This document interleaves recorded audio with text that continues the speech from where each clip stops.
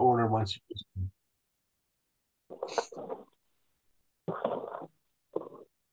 All right, welcome everyone to the West University Historic Zone Advisory Board meeting of Tuesday, December 21st, 2023. It's 6:01. Call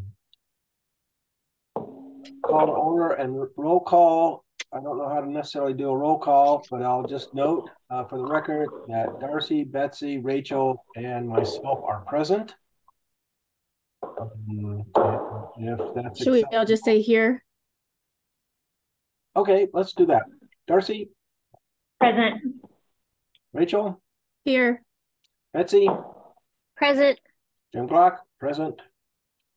No other members present. We'll move on then to item 2, if there's no objection. The approval of the legal action report and minutes of October 17th, 2023. Chair will accept the motion to approve and a second. Darcy Betsy second. I second. Oh. There we go. Okay, let's slow down on that. And the moving of the motion was Darcy Hazelbaker. I'll second. okay. So Darcy seconded, but I'm sorry, I lost track of who moved the motion. Betsy moved. Oh, thanks, Betsy.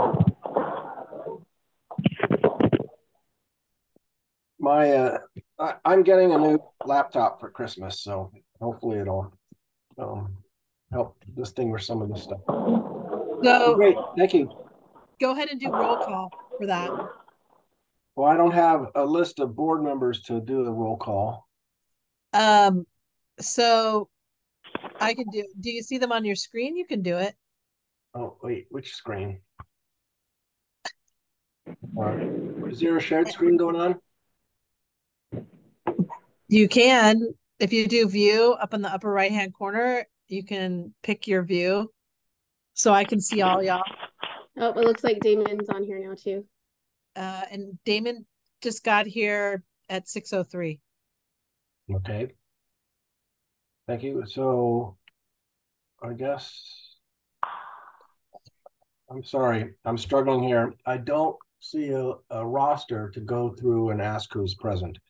Do you see the view thing up in the upper right corner where you can? So I'm clicking on it and I'm clicking gallery, and all I see are people. I don't see a.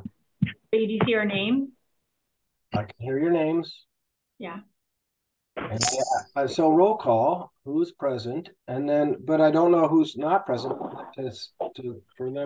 me to determine that here. So at the bottom, there's a pop-up screen. There's one that says participants, and it has like a little up arrow, a little caret. If you click that, it'll bring up on. Correct. All of those who are participating, but I'm again. Suffer with me as your chair right now. So Jimmy, you don't have to know who was there. You just need to list all of our names off so we vote one at a time and we're not talking over each other. So you just need to list off. So you need to say, Darcy and then. Okay, I thought I did that, but I will do it again. No, we did that for roll call, but now we have to vote on the motion to approve the minutes. Oh, I'm sorry. Oh, thank you for being clearer than me, Rachel. I think we were just not sure what step we were on. So. Well, since I guess I'm someone who's kind of used to going through these types of actions expeditiously and don't do a roll call on every item. I just ask for objections or abstentions, but I will do roll calls from here on out. So bear with me. So all those who accept the minutes as presented, Jody, Darcy? Aye. Rachel? I abstained because I wasn't here. Betsy? Aye. Damon?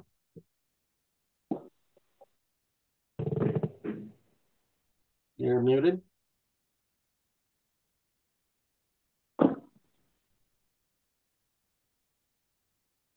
Damon, we can't hear you. Thank you. That'll work for me. Let the record show that Damon gave a thumbs up on approval of the minutes. And I believe that is it. Who did I miss? Did I miss you, Rachel? No, I got you. Okay. Did you get Darcy? And I got Darcy. Yeah. You missed Brent. I'm sorry? You missed Brent. I'm not on Zoom, but I called in. Oh, Brent, I need to- you are not a member of the board and you do not vote on this option. It's not your item yet, so you're still in a holding pattern. Oh, I didn't realize it was. Yeah, okay, I hear you. All right, good. All right. Thank you, everyone. Then, with the minutes approved, I'll move to call to the audience. Public comment on any of the items on this agenda or other matters relevant to the advisory board were supposed to be made prior to the meeting by emailing Jody Brown by noon, November 20th, 2023.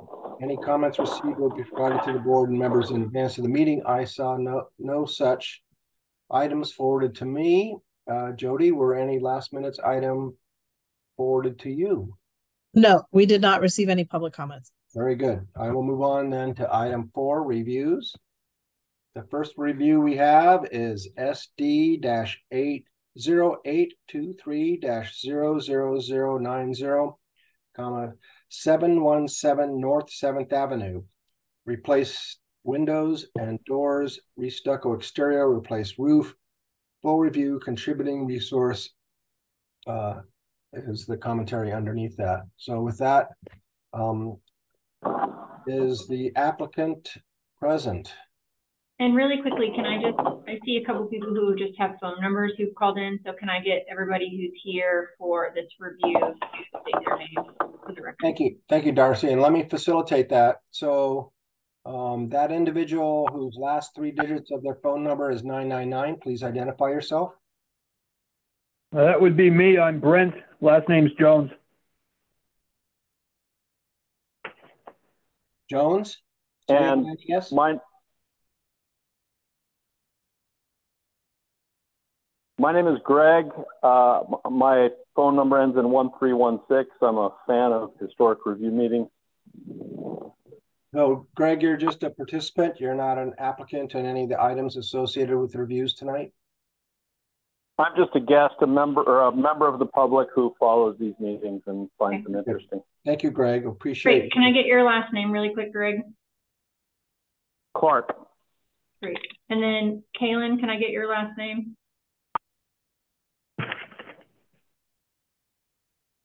Kaylin's last name is Norgood, Norgood. Okay. I sent an email to him because he was not responding. I don't know if I haven't heard back. Well, I see his name on the Zoom meeting here. It says Kaylin. Yeah, and I'm not sure who keeps muting me, but please don't. Kaylin is not. We were trying to talk to him earlier before the meeting started, and he was non-responsive. So I don't know if his audio is not working or what's going on with that. Okay. All right, thank you. Okay, so real quick, can I check to see if my microphone's working? Your microphone's working. Yep, we can hear you. Right. So Kaylin, we recognize your presence. We understand that please understand we can't see you, nor can we hear you, but your presence is welcome. And your affiliation with this meeting is, I guess, to me, not necessarily known as a guest or as an applicant or representative of. So Jody, can you clarify that, or should we just move on? He is the applicant. For which item, please? For 4A. Kaylin just emailed me back. He said that he can't hear me. Or us. We might want to I'll email back and forth with him, and we might want to take 4B first while Kalen is sorting out his audio. Okay. Without objection to those attending, I'm going to move on to 4B. Any objections? All right, hearing none. We'll move on to reviews. 4B, item SD-0923-00099, 728 East 4th Street. Replace exterior and restucco exterior. And this is a full review.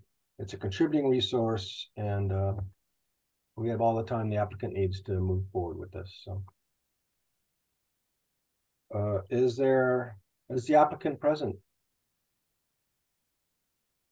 Brent, this is you. Oh, yep, I'm here. And I have my screen. I'm sharing my screen, so I have the elevation up. If you want to discuss your project or tell me which document you want me to go to, then I'll open that up. Certainly. Okay, I would suggest we might start on there's only 3 sheets to this plan, and I can give you all the rundown on it real quick here, but we might want to start with the site plan, or if you've already got the elevations on the screen, I can start with them too. The site plan is up. I'm on the first page of the plans. Site plan is up. Okay. So this existing residence, what we're doing is replacing no doors at all. We're not replacing doors, just windows, but we're replacing all the windows. Pella Windows and Doors is going to be the supplier, and they have a historic line of windows. And what we'll be using is the wood windows. They're wood exterior. They're not metal clad. They're wood exterior. And what the homeowner will have to do is have his contractors use oil-based paint to paint the windows. And I've called out on the plans that paint color shall be matching the existing, which is a brick red. And all of the windows will be, they will be done with Pella Windows and Doors as the manufacturer. It will be done through their historic products line. We're going to have them custom manufacture the windows. You see, modern windows tend to be, 5040, 3050, 3030. They're very standard sizes, and these old historic windows aren't. So hence why we're going with the historic line. They can custom manufacture windows to fit the existing spaces, so they will absolutely match what was there, and instead of trying to force fit modern manufactured sizes in there and infill the wall. We're just going to replace them just how they were. The sash exterior will be wood. It will be painted in oil-based exterior suitable weather-resistant paint to match the existing color, and that's about it for that. Then we're going to re-stucco too. It's going to be sand trowel finish to match the existing. The color's going to match the existing, but the stucco has become dilapidated, so it's going to match the texture and color of the historic what's there, but it's just we're gonna redo it. So as well as the underlayment. So to give it a nice fresh coat and fill in any dilapidations where, bugs can crawl in through the exterior wall membrane. We're going to close all that up and give it a nice re-stucco job. That's it. Other than that, we're not touching the house. And the existing house is in total 1,932 some odd square foot. So it's a relatively small house. Nothing else is changing on the lot. Nothing going on in the front. Nothing interrupting utilities. No landscaping is going to be disturbed or anything like that. Also, when it comes to windows, and I think building review is going to consider this more important than historic review, but sill heights for windows, as well as minimum square foot for openings for emergency egress is going to be satisfied. That's building code. I don't know how much you folks care about that, but that will be that's addressed as well. And so that's it for, and even though we're on that, you have the site plan up on your screen, I think I've just about, with that dissertation, I think I've just about addressed everything we're going to see on all 3 sheets. But anyway, if you flip to the next sheet, you're going to find it's a floor plan with dimensions, and it simply shows the sizes of all the windows. And it also calls out that they're original. These are original window sizes. And then there's a window schedule that shows that they're going to be replaced with the same. And then the final sheet that you were on originally, which is the elevations, basically just shows the windows all around the house.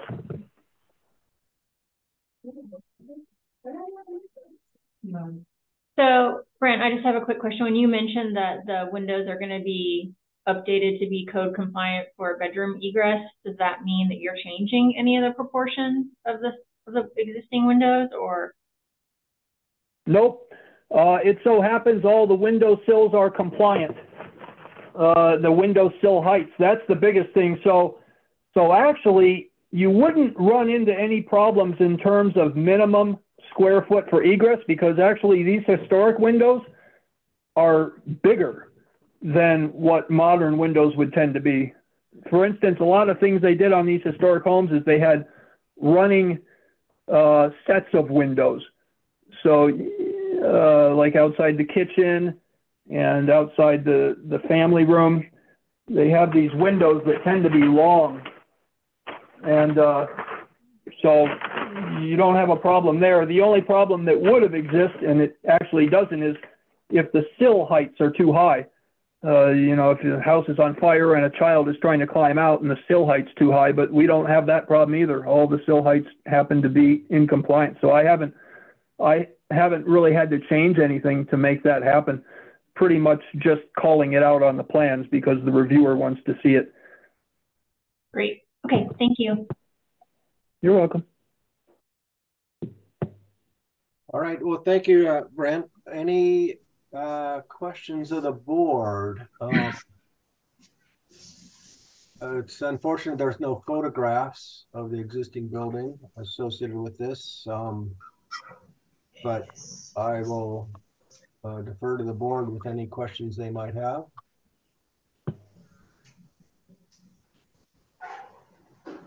Yeah, this is Damon. I was just going to ask for some more detail on the restuccoing.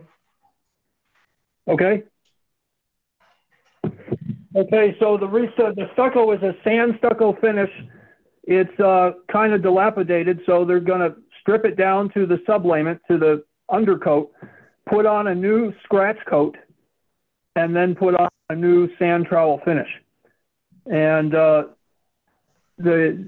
like I say, the existing texture is just a sand stucco and then a hand troweled finish that gives it this rough sort of texture, and that what's existing on the house is going to be preserved. Now, aside from that, I have some photos in front of me here somewhere. And there are certain elements on the house, of course, like the ventilated roof, and that's wood, and that will of course be preserved. We're not going to mess with any of that. So up above 8 foot, so this house has a pitched roof. Up above 8 foot, the roof pitch begins to go up, and as it does so, that's wood. The exterior wall is wood at that point, and it's ventilated. It's a ventilated roof, so that'll be preserved. Now, you had mentioned you didn't have any photos, and there were photos attached with the various submittals, of which there's been quite a few. However, I have photos in front of me.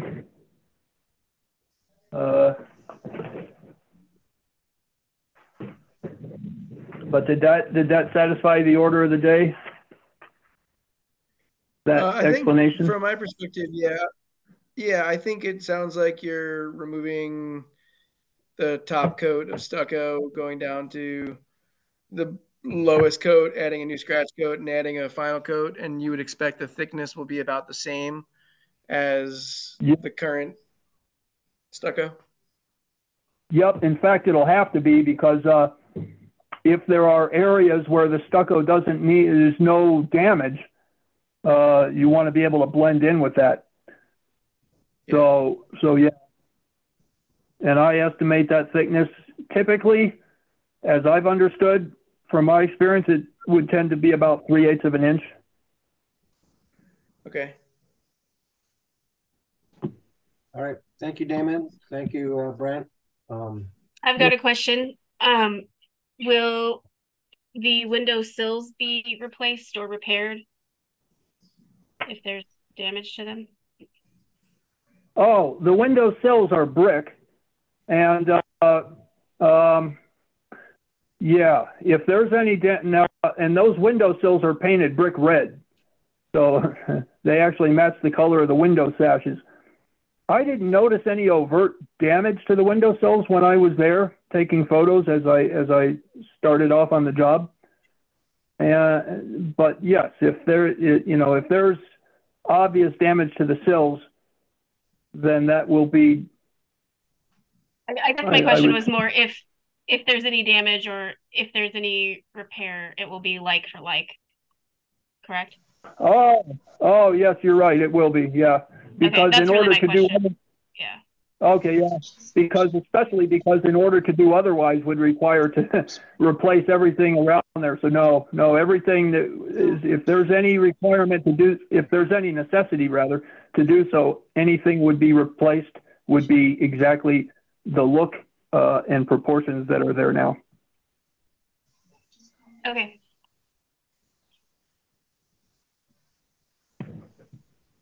All right. Any other questions of the board? Hearing none, is there someone on the board who move approval of the windows and stucco as presented?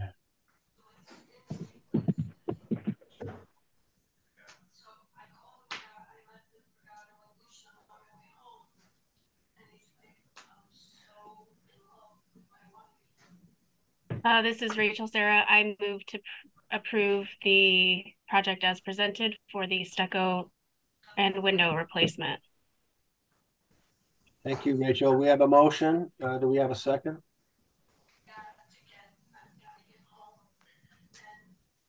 This is Damon. I second. Thank you, Damon. Any further discussion? I did have one more thing I wanted to bring up. I'm sorry for not bringing it up before the motion, but I was looking at the window brochure and I noticed, I mean, the window brochure is generic. It doesn't define what you're selecting for window style. So like, are you going to divided glass versus not divided glass, that kind of stuff? Yeah, and that was a frustrating element for me as well because I would have liked to. So what I kind of understood from Pella, and then I conveyed this communication in one of my submittals, one of my follow-up submittals, is that because the windows are custom made, they're not going to really have a photo of the particular windows until they're made. But they do attempt to give some generic pictures in their catalog of what their historic line is about. And they basically show pictures of raw wood.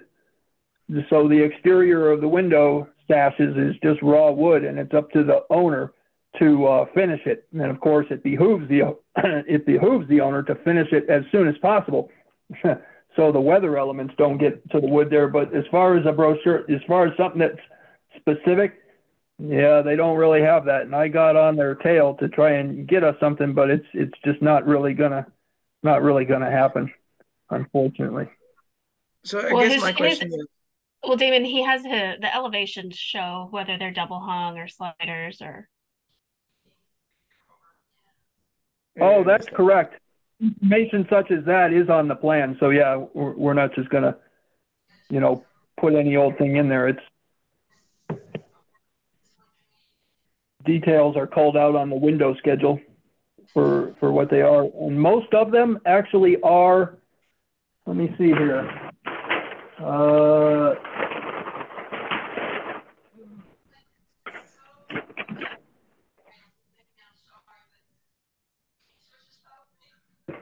Yeah, it's kind of a toss-up between double hung. Some of them are casement, and some are fixed. Okay, I see. It's just kind of hard to read on my copy. Oh, that's okay.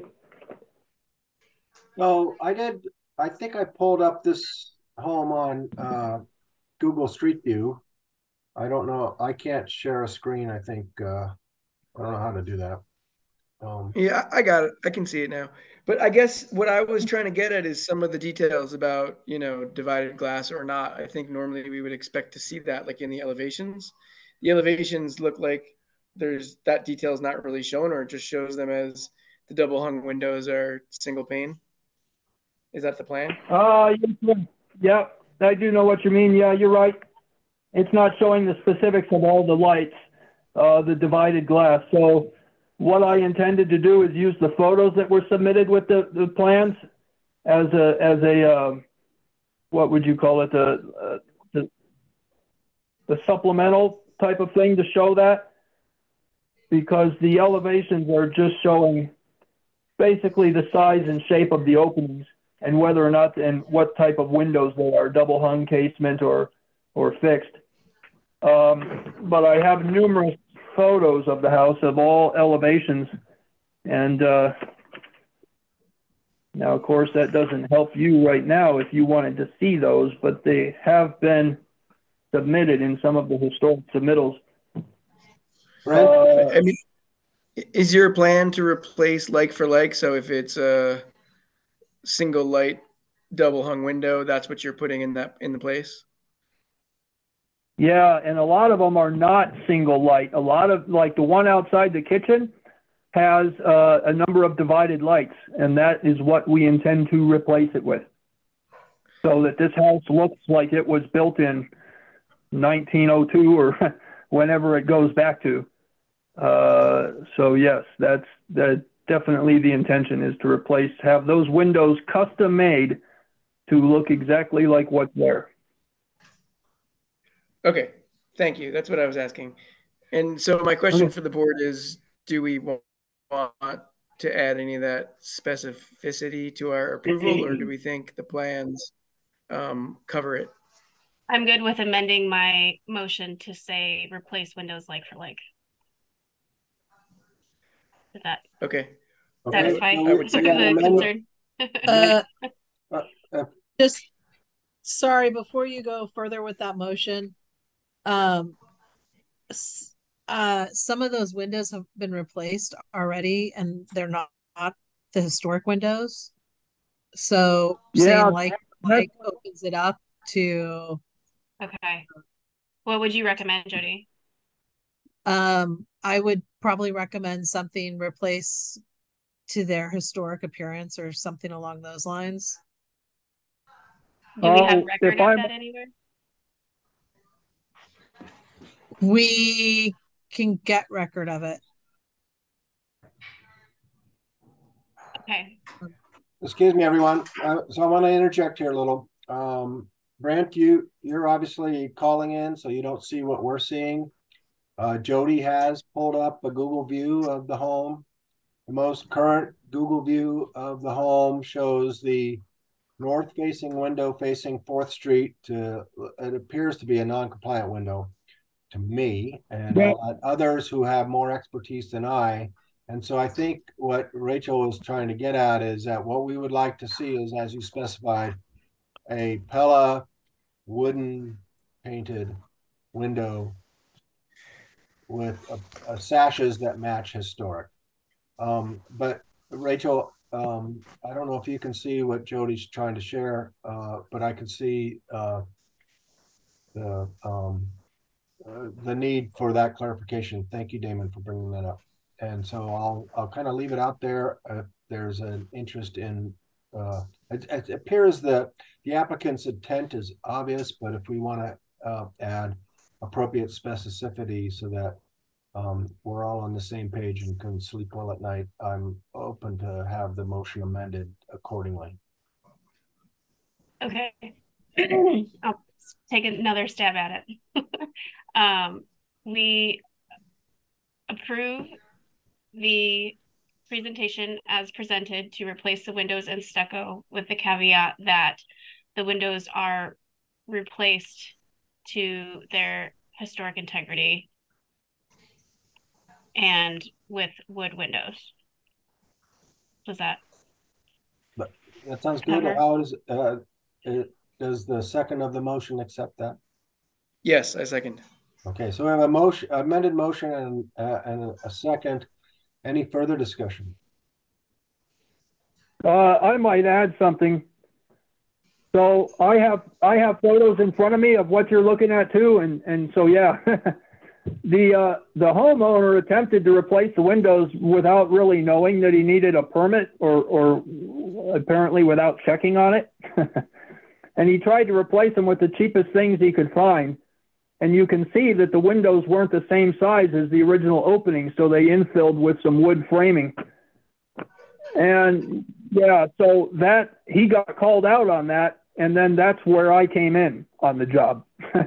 so all of that, and yeah, it's ugly to look at. It doesn't look historic at all. All that's going. That's out. That's the whole reason I was called on the job. All right. Well, thank you, Brent. Yep. I think that clarification is beneficial to the rest of the board. Any further discussion on the part of the board members? Participants, you don't need to speak right now. Okay, hearing no comments on the board, I'll go through a roll call. All those in favor, please indicate when I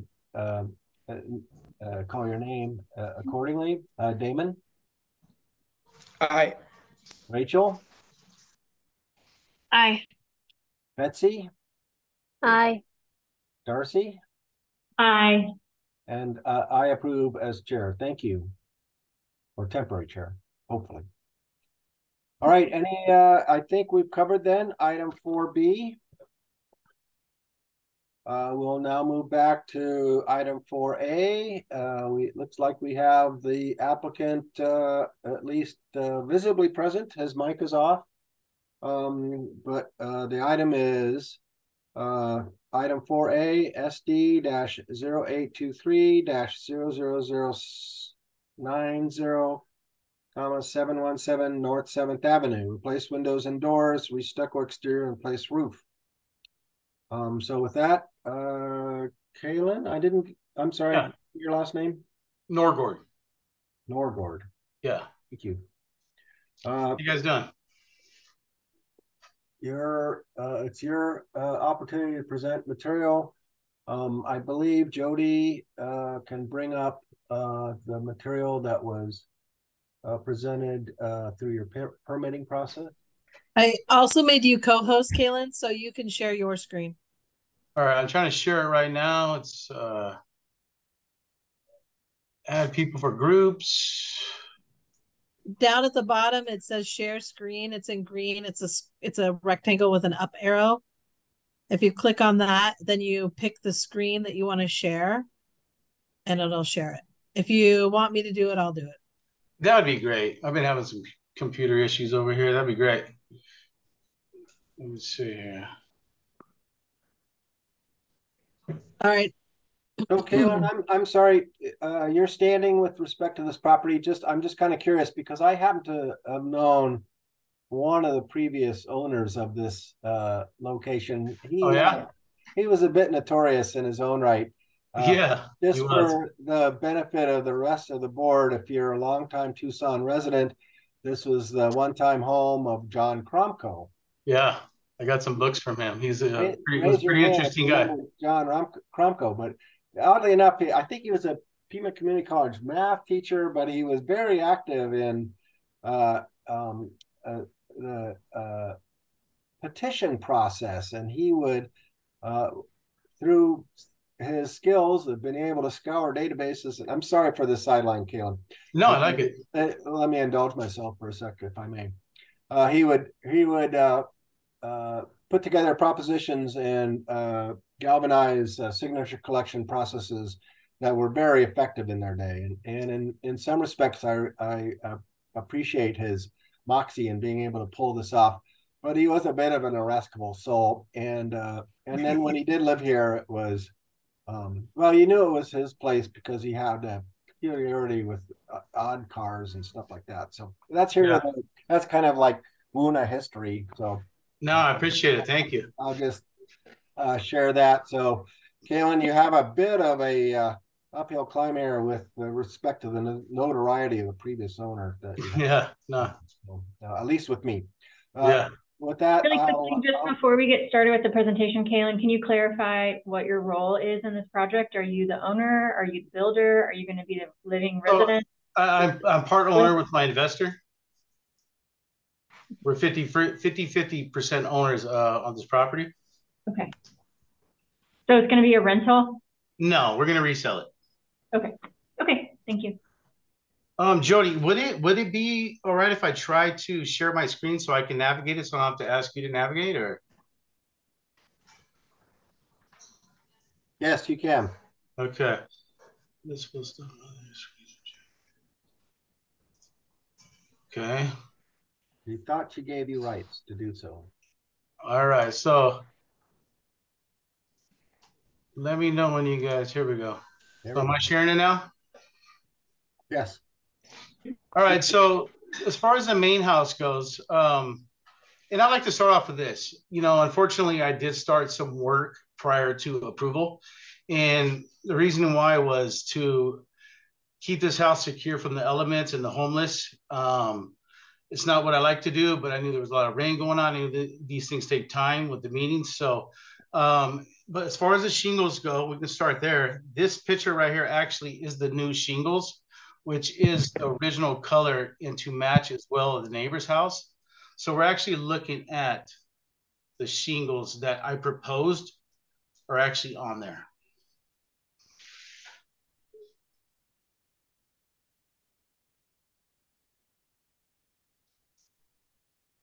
Can anybody see that? Yep. And then as far as the windows go, I'm sorry, yeah? I'm sorry, but my understanding is that's not the purpose of this particular review. We're looking at windows and the restucco. Oh, I'm sorry. It does say replaced. Yeah. I'm sorry. My bad. Yeah, that's all right. So we got the shingles. On this project right here, we're reviewing the shingles, windows, doors, and stucco patchwork on this particular property. And the windows as well are double hung, aluminum clad with wood, solid wood on the inside, which let me show you the material of that. And as Kalen, let me point out, I'm kind of new to the board, and I have learned that we're going to be reviewing your presentation as though none of the work that you've done in advance of our approval has occurred. So okay. I think Damon knows it's the in situ. Anyway, yeah, so we're going to assume that none of this has occurred. We're going to be looking at it as though we're looking to approve what you're proposing, whether you built it or not. Does that make sense? Yes, absolutely. I appreciate that. So these pictures we're looking at right here are the original windows, double hung. They were just completely falling apart, and you can see they just did not work. So what I replaced them with is, what I'm proposing to replace them with is these windows right here. Double hung, and every window for this particular property is measured to exact size, sash and jamb of the original windows. So all the detail of the original window, and I'm sorry to be scrolling all over the place, but here we go. The original window, if you can see the artwork, the design above the windows and the stucco. Can we see that? Yeah, I see what you're talking about. Yeah, so all this has been remained the same. The windows have been ordered to the exact size of the sash and jamb. So nothing's changed except the window. We kept everything the same on those. And then the stucco patchwork, there's minimal stucco patchwork around windows, around doors. And that stucco work is to be done with the hopper style that is original texture. So it's not smooth, it's not sanded, but it is, let me find you a good picture. It's that rough hopper style stucco work, which is to match. So we're not restuccoing the whole property by any means. And you can see like maybe this picture over here, the roughness, the hopper style. So all the patchwork is going to be done with the exact same stucco. Proposing to paint it the same color.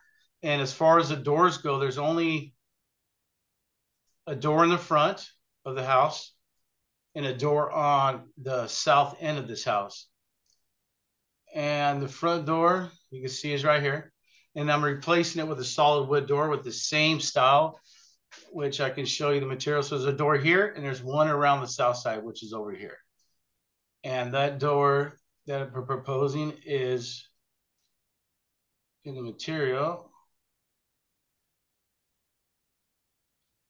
So these doors both have window casings above the door. So this is what we're proposing. I'm proposing to do this door because this is more or less what it has, but with these windows above them. So solid wood door, which is original, that's there now, with the original windows above it. Is there any evidence of what the original door style was? The best picture I have is from pretty old, and it's right here. It's just a solid wood door. Let me see. Yeah, which is hard to see in this picture. Oh, you can't see it at all. But it's a wood door, and it's like a 3-panel wood door. When it had above it is three. It had like plastic, like stained glass type above it with 3 panels. So we're going to replace those 3 panels with glass and replace the door to a similar 3-panel wood door. For other folks on the board, any thoughts on the style of that door and the transom window above it?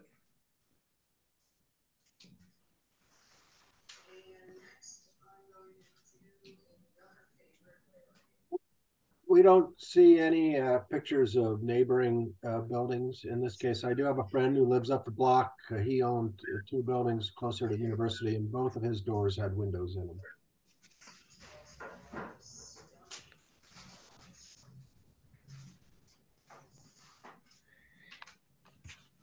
Yeah, I mean, the style of the door that you selected doesn't,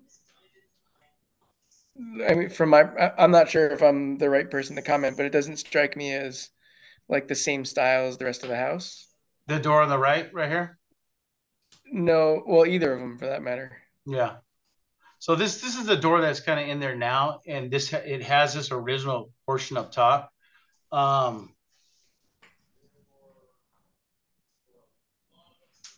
Yeah, I'm open to suggestions on the door. I could propose other doors, because this is kind of the door that's there now.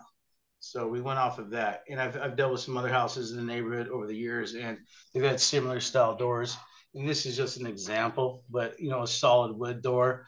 I don't know if you guys would prefer maybe something with the glass in the door, but the original structure of this home has these built in above the door already.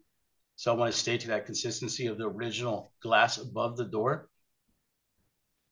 I don't have an issue with the transom. I think that's fine. I think more of the issue is the actual style of the wood door itself. Okay.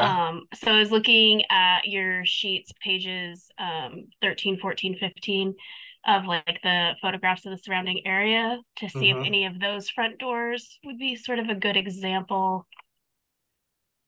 Yeah, it's hard to see. This house right here is next door to me. It's so hard to see. Let me see. Yeah, like 110 East University, that door might be something that would be more. It's on page 13. I think. I'm sorry, let me see.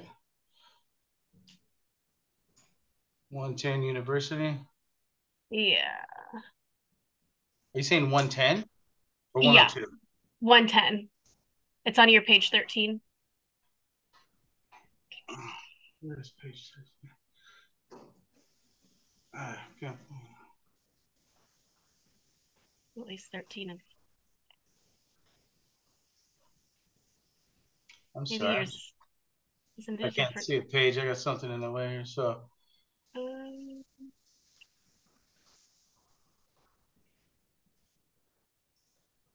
110 University? yeah, 110 East University is on your, at least it's on the one that's online. Oh, no, that's not it. That's really weird. Yeah, I can't see my pages on this one. Yeah, it looks like that photo was swapped out because you can see 102 East University. Yeah. How weird. 35 to 37, it's suddenly different, but that's where the photo was. So did things change from the submission that we have? No, I don't believe so. I don't know what's going on. That's weird. But I really want to see it here. So If you stop sharing your screen, I can share mine. oh, okay.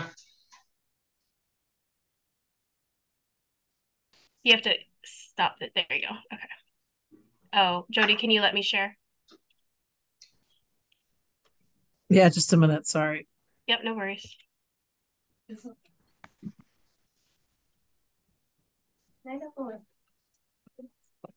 You should be good. Okay.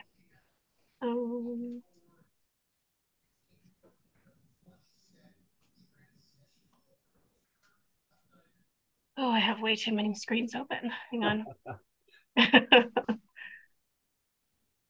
So, Kaylin, you have, the West University Neighborhood Association website does have its design guidelines. Yeah. posted. Okay.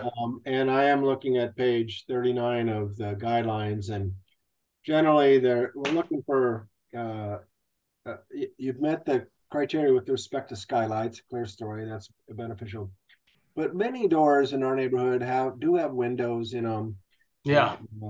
And while the design guidelines allow for wood panel doors, I think I'm happen to be friends with the fellow at Northview at 7, I think it was 24, and they do have a window, and it just adds to the yeah, no, I agree. I agree. Of the neighborhood. But I can understand for security purposes, you'd probably want to have a bulletproof glass or something. Yeah, no, I like the windows. I was just basing it off the door that was there, more or less. So I see the 110 East University. So it's a wood door with a half panel window in it. I love those windows, so I got no problem with that. Yeah, and it looks like all of them actually have glass that I can see. Yeah. So, I'm okay with that. I like this one too with the 3 panels in it right here. But yeah, I got no problem with that at all. I like it. Okay. Thank you for the questions. Any further questions? Let's see, where do we need to go to? So that I think we're comfortable with the door. You did have a picture of the front of the building, and it did look as though there was some stucco work covering up a window or a door in the front. Could you talk about that a little bit? Yeah, let me get my screen back up.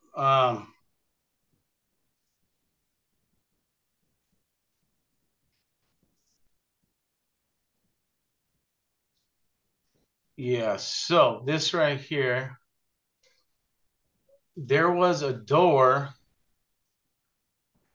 Whoops, sorry. Where is that picture at? Okay, so this is the front door of the house.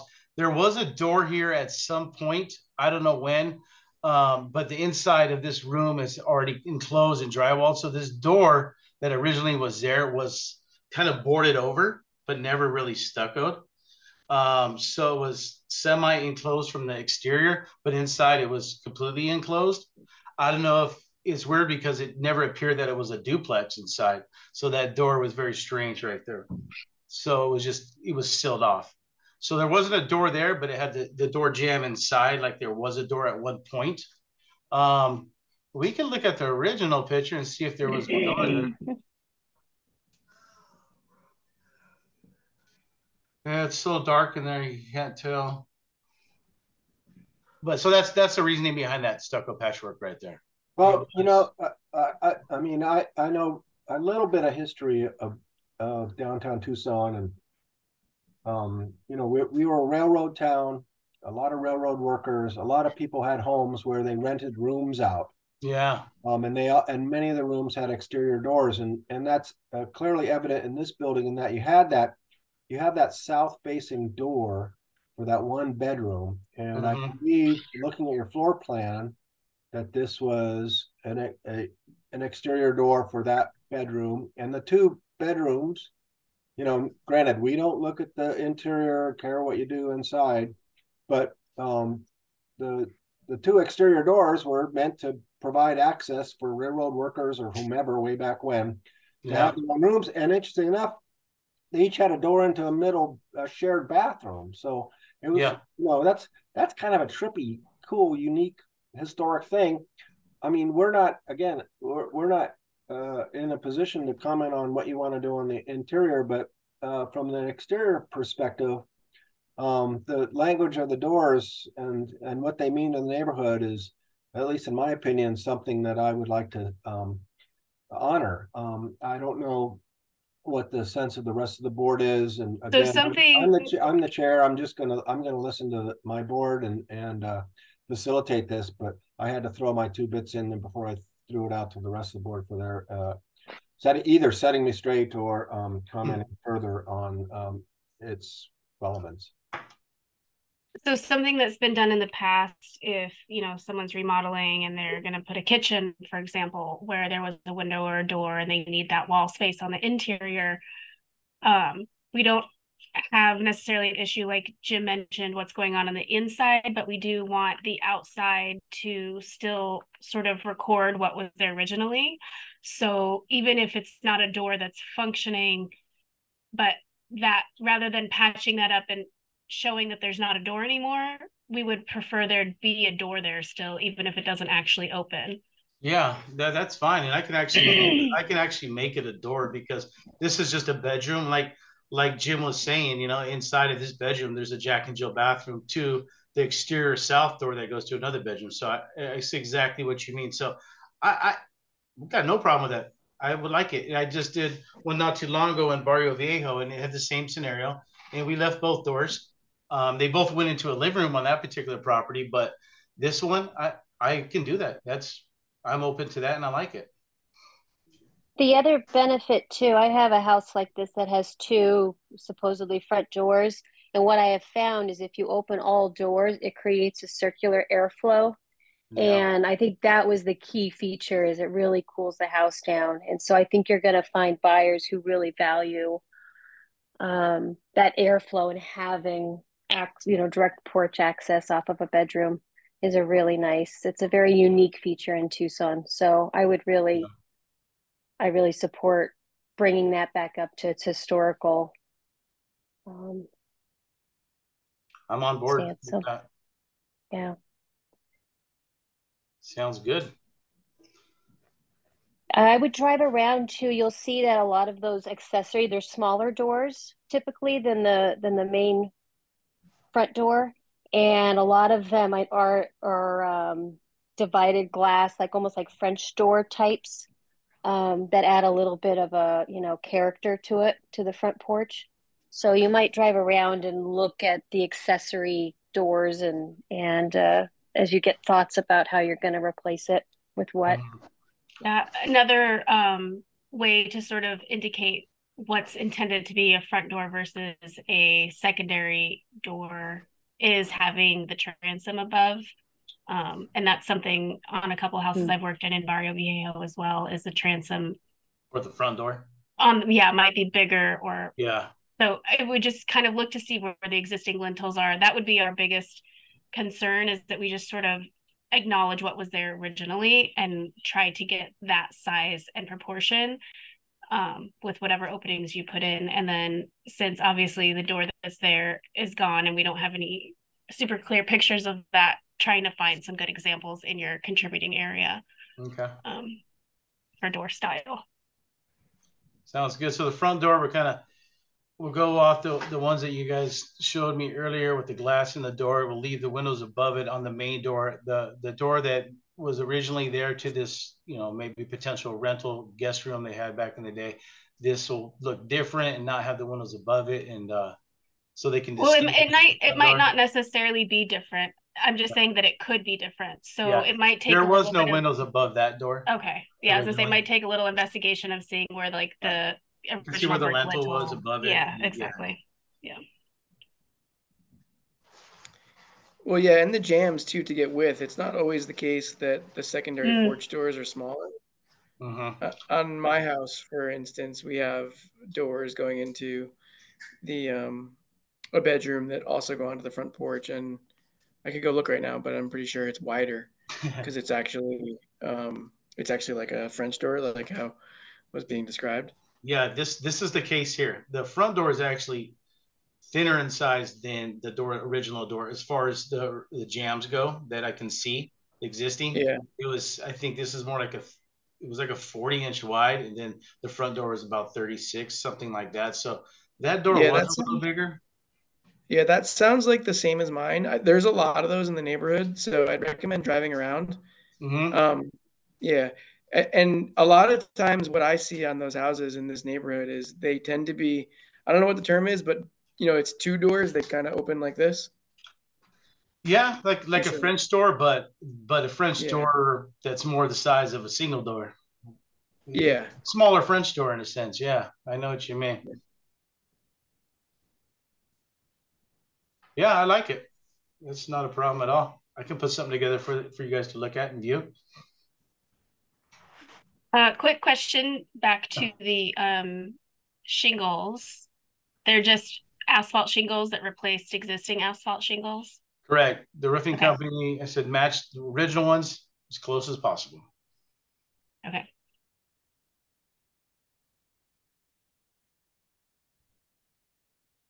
All right.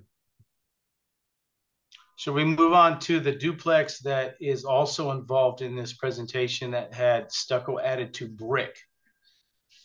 Before you move on, Caitlin, let me ask what the pleasure of the board is. Do we want to act on the front structure first and the duplex second, or do them on one motion?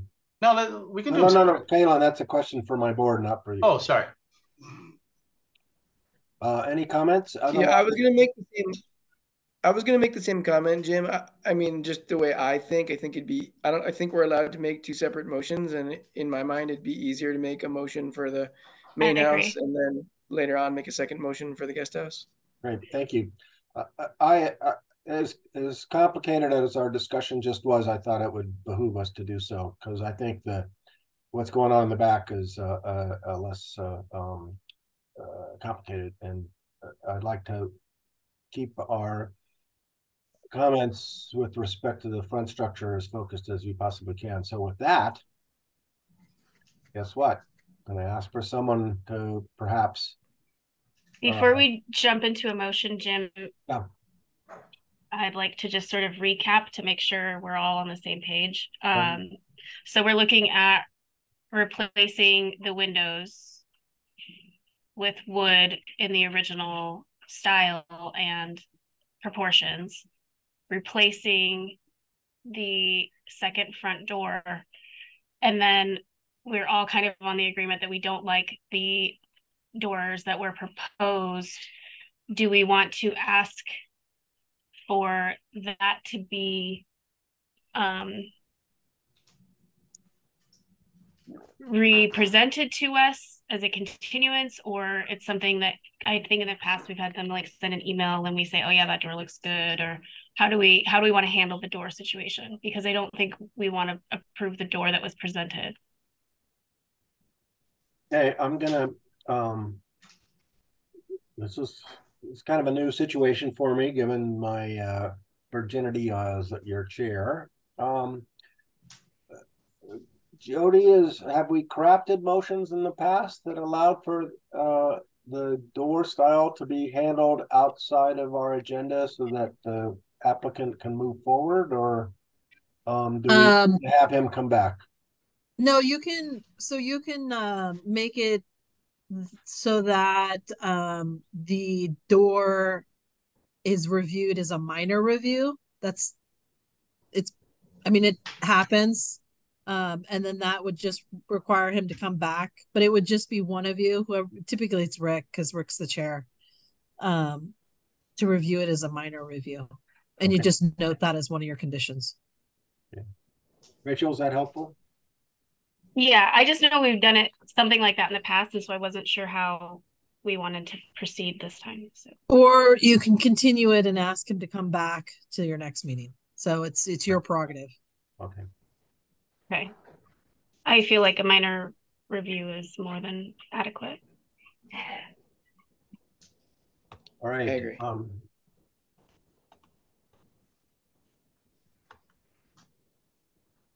So would we request a minor review for the front door and the currently stuccoed over door? Yeah, I think both doors need to be presented in at least a minor review at the minimum. And then these windows are metal clad, correct? Current? Yeah. The windows that are proposed are aluminum clad with wood, interior wood, solid wood. They're double hung and they're exact size of the original windows, door, and the sash and jamb, original size. These are actually them right there.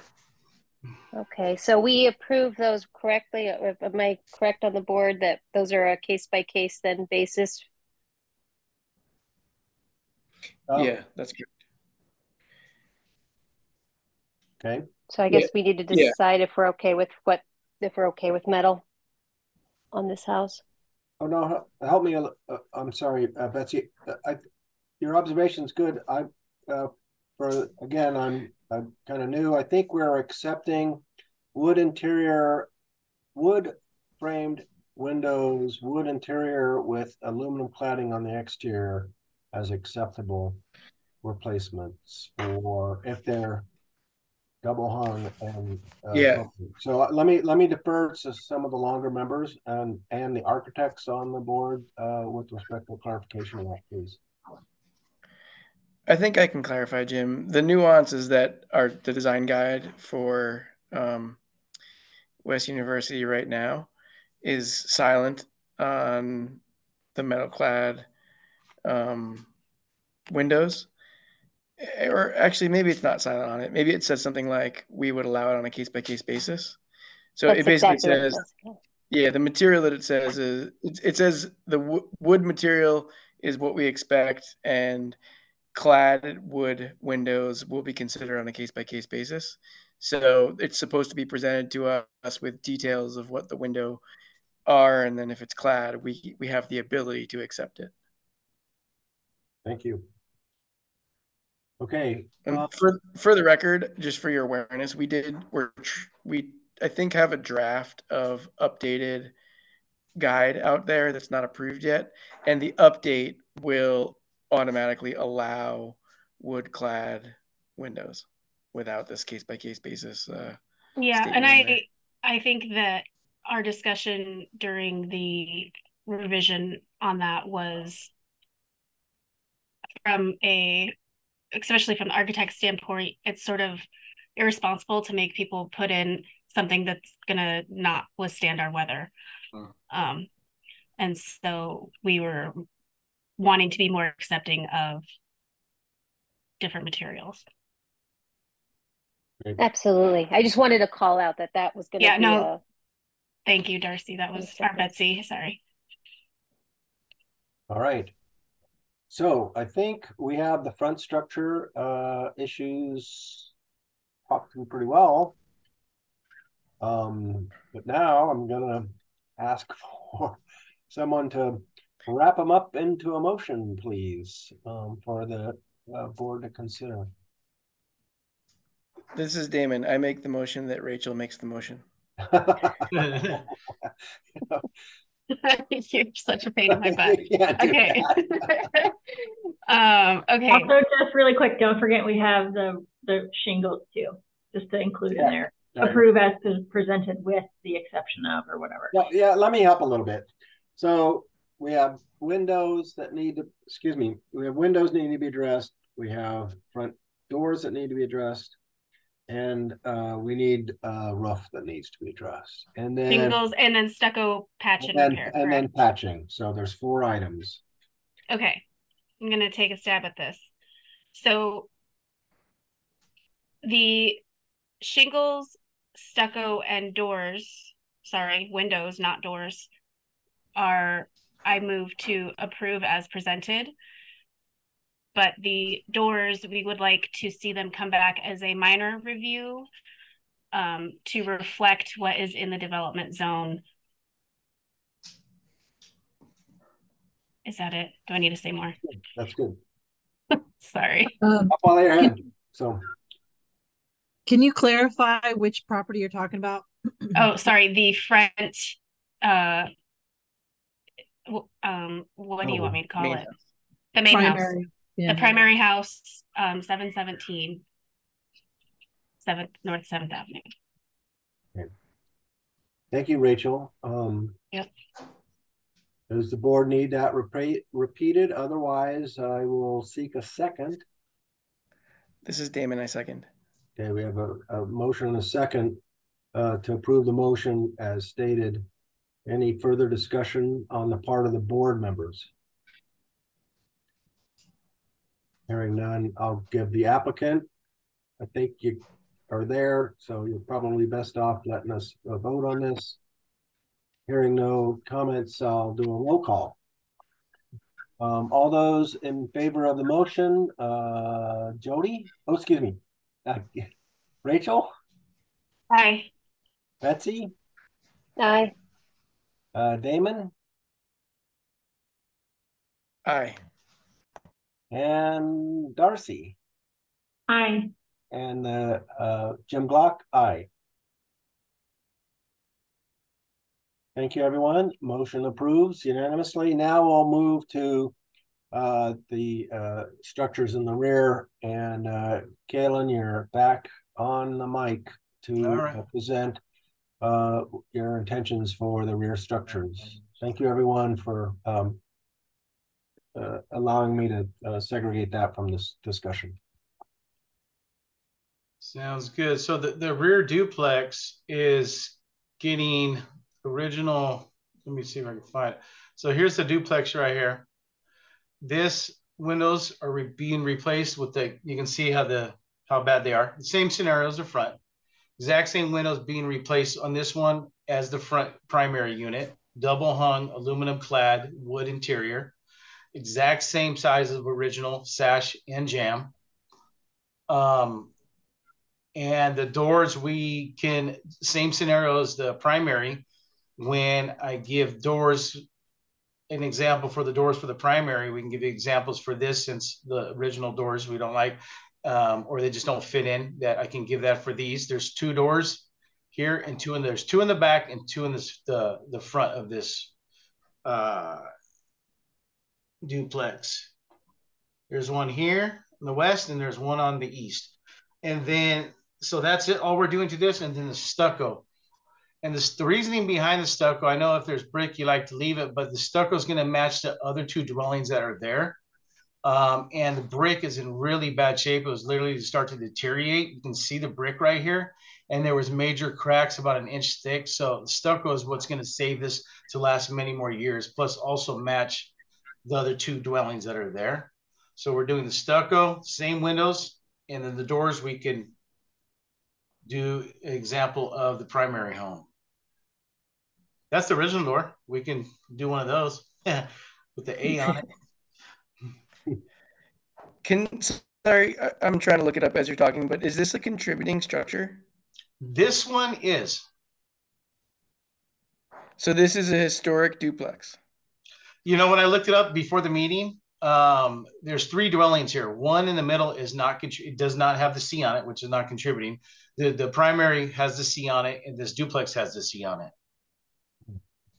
Interesting. And yeah, and you don't see it from the street unless you look really hard, and all you see would be this wall right here from 7th Street.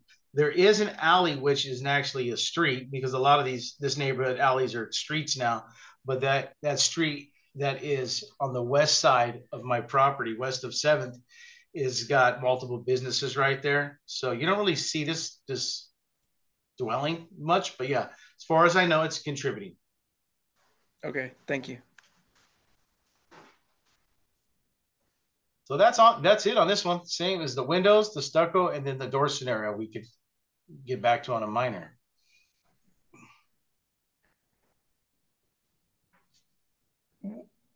What is this? Sorry, I don't have a lot of history on this property. What is the style of this building? Does it have a pitched roof? No, yeah, I wish I had a better picture on this one. So the front, it just goes from the front to the back with a pitch that drains. So it has a hangover in the back of the structure. And then it has like parapets on the side. Like, so see, here's the side where it kind of just goes up and hides the roof line.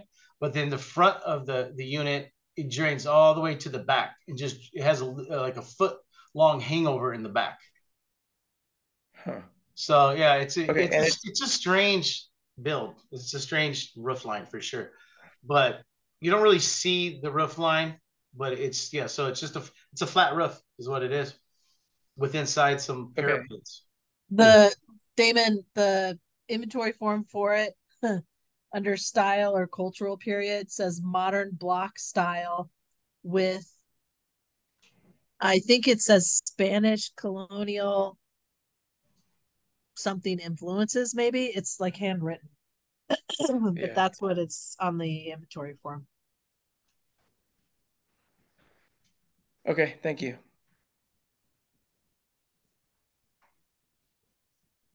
So I have a question for our architects, maybe. Is there a way to stabilize brick or to repair it? If I mean, it seems as though that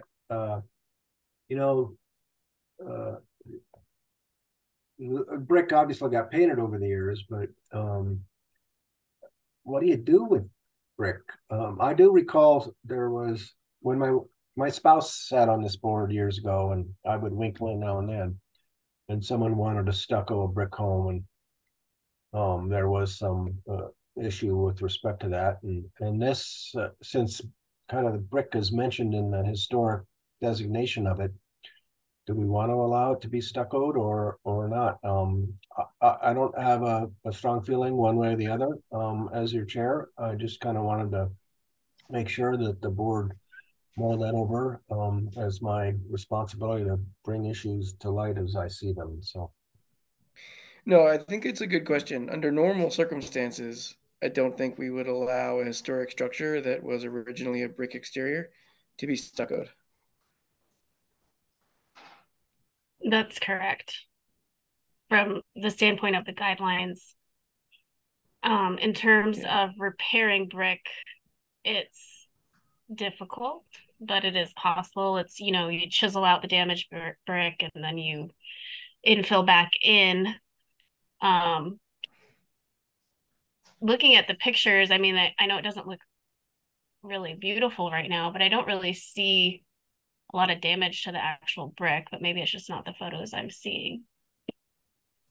Yeah, I would agree. My comment's the same. I feel like it looks like it needs a paint job, but when I look at it, it kind of just doesn't seem to me like the brick is in bad condition. It's hard to tell under that one window where there's kind of a tree in front of it if that's just a difference in paint color. Okay. We have this similar problem. We have a deteriorating brick problem in our house, and you might consider that the stucco can actually cause more damage. So there's, I guess, two types of stucco, right? Lime and cement. And the lime breathes more, but if you apply the cement, it could potentially deteriorate those bricks even more. And if you're adding weight to already crumbling brick, do you know that brick can support that additional weight? And so I think so we were cautioned to not even try and just to let the brick breathe, let it do its thing, paint it if need be, but that there were too many risks involved with stuccoing it.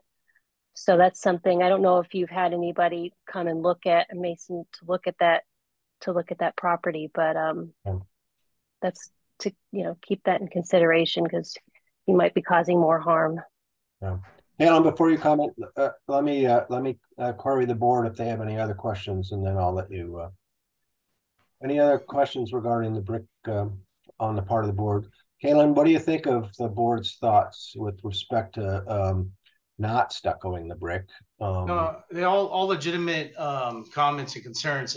Being on the job and doing this for 20 years, to prolong a life of this particular brick, I can tell the mix that they used for the mortar was not properly mixed. It didn't have enough lime in it, and it's deteriorating. These pictures don't show it, but all through the back, just the mortar, not the brick itself, the mortar. And there was a lot of chips. These pictures don't show it. There's inch cracks through some of the windows in the front, like above the windows in the front and back. The best way is you fill those in with concrete and then you stucco it. You put lath over it and you stucco it. And it's going to prolong the life of this, and it will match the other two dwellings in the lot. So, but I respect all the comments for that, and they're all legitimate comments. But this particular, being on site and seeing the brick and knowing it, that and for me, appearance wise, it would really go better with the existing structures that are there. So for me, stucco would be the best scenario. That's how I feel. Okay, thank you, Kaylin. Members of the board, any comment on that? Again, it is a contributing structure. It's interesting to note that brick was included in its. I mean, I think my one comment would be if this property is not going to be, if Kaylin's not going to be the primary resident and this property is going to go on the market and be sold, in my personal opinion, also as a real estate agent, it would be better to let the new homeowner make that decision and how they want to continue the preservation of the back structure. Okay. Thank you, Darcy. Any other comments on members of the board? Yeah, I was just going to make one more comment for Kaylin. I mean, the problem here, honestly, is that it's contributing. I mean, I sort of trust your opinion. It sounds like you have the right experience, and we've only ever had that since I've been on the board, which isn't that long, but I don't know, something like 5 years. We've only had one other, I think, experience like this, at least I recall, and it happens to be your neighbor, Jim.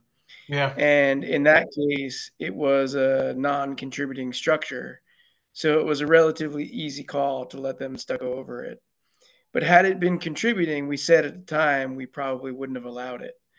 And this is one of the conundrums with historic preservation. It's like sometimes there's competing agendas, and a lot of times the preservation agenda would be to, stick with the existing material, even though owners sometimes, or in other cases, builders type folks, would want to cover it over to try to preserve something.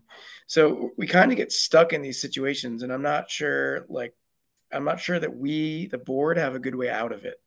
I think we're sort of stuck with, since it's a contributing structure, I think we have, unless I'm mistaken and somebody else on the board disagrees, I think we have to recommend leaving it as is and repairing it. There are some guides in the guideline on how to repair it, and I think Rachel talked about some of that, but I think that's where we are. I agree. Thank you, Damon. Agreed. Well, I don't need board unanimity to move forward, but I think everyone's observations are well-founded. And Damon, yeah, the neighbor that I had, not only did he stucco over his brick, but he put in a insulated material over before he put the stucco down. It wasn't just lathing; it was some insulation as well. So I mean, it really it turned it into a different structure from the exterior material perspective. So I think really that's here and there. That's here and there. I think what's really the most important thing to take away is sort of the description of it being contributing, and part of that description is the brick. So okay. I think that can kind of just end the discussion at that sort of. Well, thank you. Yeah, I just have one follow-up on it. Mm-hmm. Are we sure it's contributing? because it's kind Yeah, of I was going to ask the same thing. it's kind of a weird, I don't like, understand why it really would be. well, the So reason it would be is it would have been built in the period of significance. So it was built Well, and prior if to it has the 1930. inventory form too, that's kind Is of it a year thing that makes it contributing, or the year? it's partially the year. It's the fact that it has minimal alterations on the exterior. So it is a contributor to the Uh-huh. district. Okay. Stuccoing is not consistent with the standards because it is originally brick, nor is slapping in cement into the mortar. Because if you're using a solid Portland cement, that's also going to deteriorate the brick quicker. Because that's not the mixture that the mortar had originally in a 1914 building. It was That building's 1914? that's what they're pegging it at in the inventory form. Yeah, and actually, I mean, I just pulled up the inventory form. It does say 1914. It's actually, it's kind of, I guess it sort of looks terrible in your photos because of its state of disrepair, but it's actually kind of a pretty building in the picture they have in the inventory form. And it did make me notice a couple things, like the shingles over the entryways. Yeah. Yeah, that's a good looking So, I picture right mean, there. Yeah, yeah, it still has the original porches there. is it shingle? yeah, Those look like No, tile. no, yeah, tile. it's just wood. That has nothing on it but wood, but it has the original posts and everything. No, I'm Oh, saying in that inventory picture, it looks like a Spanish tile. yeah, it is. Yeah, so I mean, when it gets into preservation, like the basic thing we're gonna say is, make it look like that again. Yeah. You know? Yeah, that brick's in pretty bad shape, but yeah, we could make something happen. All right. Well, Yeah, it's a good picture. thank you, Kalen. I think let me query the board. And if we need more input from you, I'll let you know. With that, board members, I think we've kind of wrestled with the issues. I can't say we have unanimity, but I'm prepared to accept the motion for the windows and the stucco treatment and the doors from board member.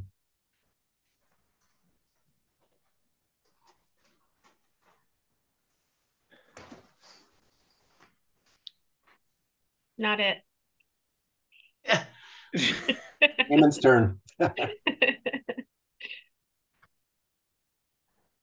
Okay, just to review, we're talking about windows, doors, and stucco? Correct. For the Okay. auxiliary structure, I guess. Okay. Again, Yeah, but we didn't really talk much about the doors. What's being proposed for the doors? well, He said that he wanted to do the same thing we're doing, the minor review on a new style to reflect the contributing area. Okay. All right, I'm gonna struggle through this. Well, really quickly, Okay, so so the only thing we would be approving as presented would be the windows with a minor review for the doors. And if we all agree that the brick shall remain, then that would be the other comment. Yeah, that sounds like it should just be the motion. Yeah, can you make that motion, Darcy? well, Darcy's our secretary. She's gonna record. I'm in secretary mode. I'm ready to type this. Let's go. I don't think I can do it as well as you just did. Okay, so we motion to for the secondary dwelling at 717 North 7th Avenue. We motion to or I motion to accept the proposal to replace the windows. We would like there to be a minor review for the replacement of the two front doors.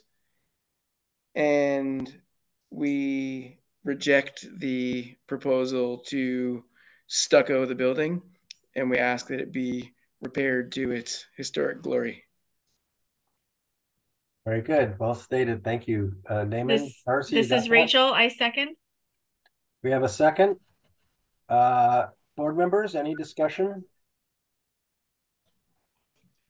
Applicant, any comments? No. I guess am I allowed to bring up something even though I made the motion? Yes, of course. I guess I don't know if we should add to our motion that now that I've seen the inventory form, that the little porches get replaced with tile shingles, tile roof, whatever the right term is. You're the maker of the motion. You can amend your motion and ask your second to accept it. I would agree to that. Okay, so yeah, I would like to amend my motion to recommend that the porches for both entry doors to the secondary dwelling be covered with tile as shown in the picture on the inventory form. Okay, I approve that addition. So we have an amendment made by the originator of the motion and a second by the originator of the second. Any further discussion on the part of the board? Hearing none. Applicant, I think it's clear what the board sentiment is. I don't think you need to state anything, but if you feel compelled to, I'm not going to stop you. No, we are good. Very good. Okay, with that, I'm going to do a roll call vote in the affirmative. Rachel? Aye. Betsy? Aye. Damon? Aye. Darcy? Aye. Jim Glock? Aye. Motion passes. Kaylin, I think we've covered your item tonight. Thank you so much for your presentation and acceptance of our observations without undue stress. Good luck with your project, and there will be members of this committee meeting you again as we do the minor review on the doors, but you won't have to come before the full board again, as I understand our process. So thank you all very much. Good luck with your project, and I hope the spirit of John Kromko doesn't haunt that property too. Yeah. Otherwise, we'll send out a petition and get a resolution to do something. Who knows what? So. All right. Everybody have a good Thanksgiving. Thank you. Yep. You too, Caleb. With that, we've covered items 4A, 4B. Moving on through the agenda. Kaylin, you're welcome to stand by as we go through it, but I think there's no more matters on the board that you need to worry about. So with that, item 5 is hybrid meeting discussion. Jody, is this something? This is me. So the city clerk just recently released some new guidelines as it relates to the BCC's meetings. We, as our office, PDSD, had a meeting about it to get some clarification because their direction wasn't as well written as we wanted it to be. There is, if you want to move to a hybrid meeting, you actually have to vote on it. Whether the way that it reads now, you vote on either being a hybrid meeting or an in-person meeting. We were getting clarification if we could just stay all virtual. So I can put this on the agenda for next time once we have hopefully more clarification. And if you want to vote on a hybrid meeting or in person totally, we can do that as a vote. But I did want to give you an update at least today to let you know that that's coming forward. It doesn't seem like they're going to be okay with all virtual. What do they mean by hybrid? I was going to say, hybrid has got a weird definition, and the technology for hybrid is not as well established as virtual or in person. So hybrid, per the city clerk's direction, is a meeting where some of you are virtual and some of you are in person, and whoever's in person is at a city facility. A city facility that has all of the equipment necessary for the hybrid meeting. Do they understand how expensive that hybrid equipment really is? I mean, to do it right is not cheap. I have tried to do it, and Betsy and I enjoy the Presbyterian Church, and they've got this OWL system that they spent no small amount of change on. I mean, it's fantastic, but they must have spent 10 grand on getting that thing working, and it works great. But any other hybrid system I've run into sucks. That's the only one that works. And I think that they're walking into a buzzsaw. They're not going to allow us to continue with virtual. And now that I'm on my soapbox, since I'm chair, I can do that.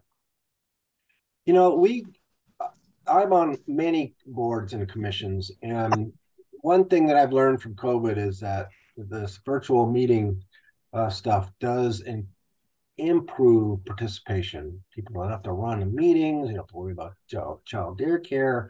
I think it really adds to the community conversation, and if there's a forum where boards and commissions can weigh in, I'd like an opportunity to do so.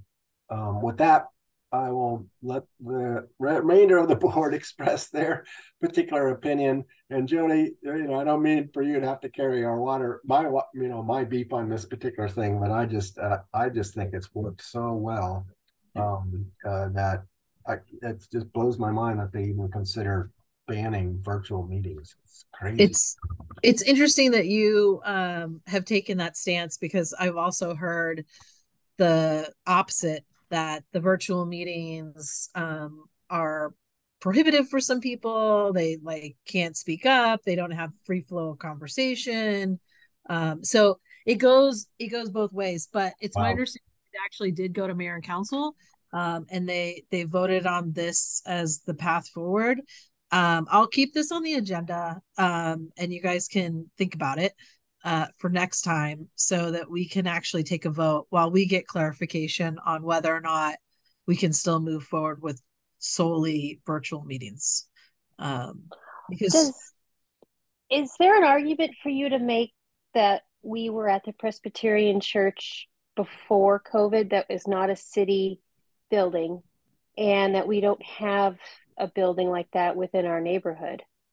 So for neighbors to get to those meetings, I mean, before, yeah, we could just walk to our, local church, but now you're requiring, or the city would be requiring, us to get in our cars and travel, which we didn't, initially sign up for.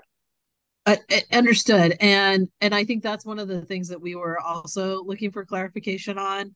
I am, between you and me and this recording that everybody and their mother can be able to hear afterwards, I'm willing to stretch as long as the equipment is available and we have the availability of a hotspot or a Wi-Fi that we can hook up onto. I'm willing to stretch where we meet. And I don't know. I think we still need clarification on that, and that's what we're looking for. So I think myself, I mean, one, I don't live in the neighborhood, so the driving part, I would have to drive regardless, so that doesn't really bother me as much.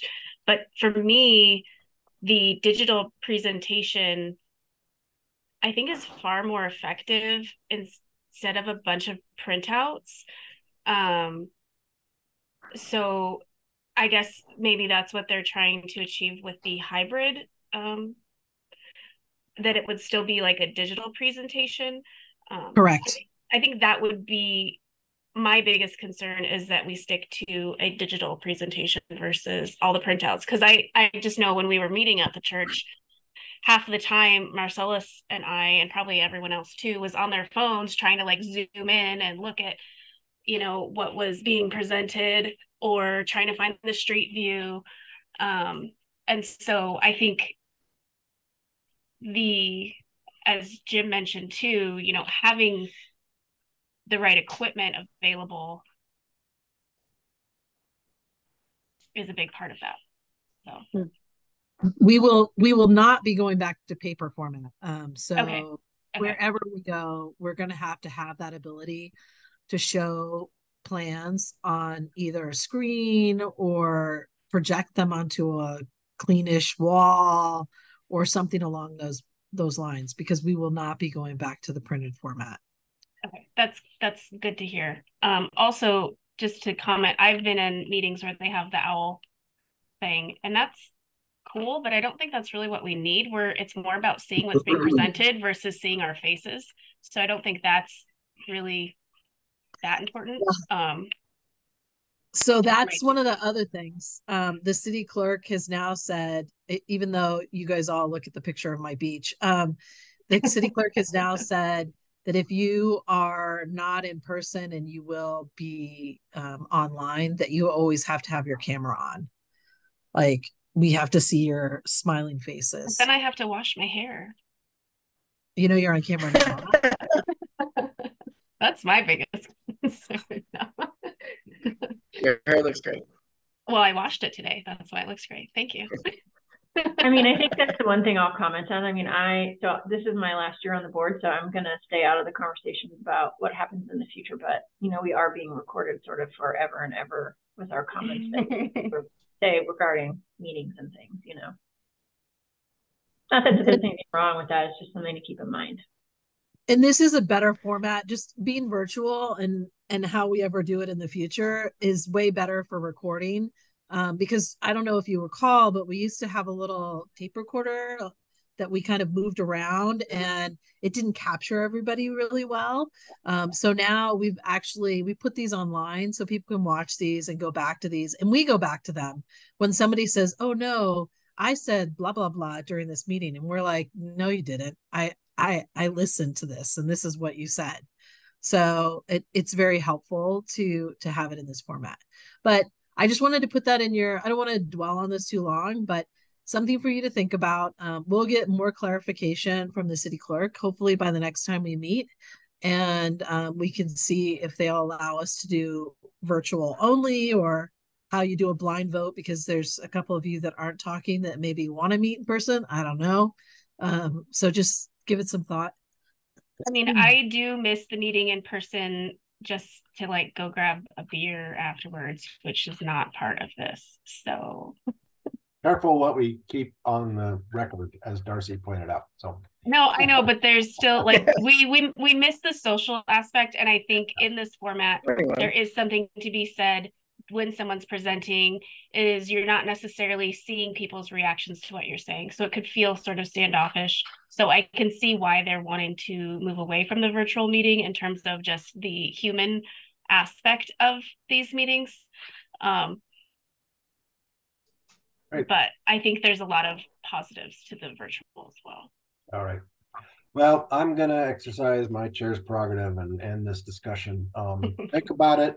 You know, upon everyone's comments, I'm reflecting and thinking, yep, you know, it might be good to go back to stuff. But let's let Jody share our initial reactions and then return to us with more information. And then Jody, if you could give us any heads up on any council discussion on this, so those who choose and have strong opinions can participate in that outside of this committee would be welcome. With that, I'm going to move on to item 6, which is staff updates. So Jody, do you have any staff updates for us? No, that was the staff update. All right. Future agenda items, no meetings on Thanksgiving. I hope everyone's got family and friends to participate in lots of funds, and I hope politics don't complicate your Thanksgiving fun. I am enjoying a neighborhood potluck, so I have a great time on Thanksgiving and look forward to Thursday. All of you, I want to thank you for that. Future agenda items, anything that the committee members want to add to a future agenda item that doesn't necessarily have to do with any particular projects? Something. Actually, I have a question on that. Oh yeah. Speaking of our, revised guidelines, where's that standing? Is there something we need to do? I will just fess up and say I think that's on me, and I may have dropped the ball on that. No worries. Just curious. Okay. Well, with that, I'm going to kick that back to Rick. So since he's not here, let's pile his plate up. So we're going to put on Rick's plate a future agenda item, update of design guidelines for him to move it along.